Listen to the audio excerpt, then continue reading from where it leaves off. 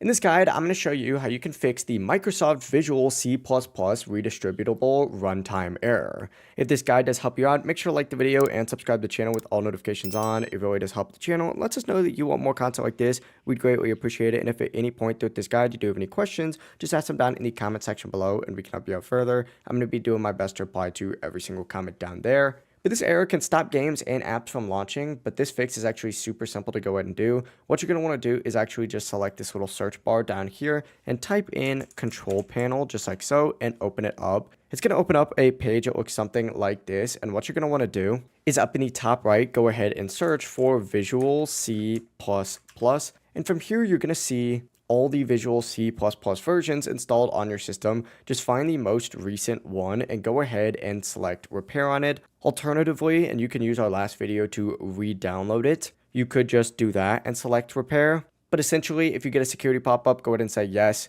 And once it does complete, restart your computer. And after that restart, that runtime error should be fixed and your game or app should now be installed normally again. If this guide did help you out, make sure to like the video and subscribe to the channel with all notifications on. It really does help the channel. It lets us know that you want more content like this. We'd greatly appreciate it. Have a great rest of your day. Peace.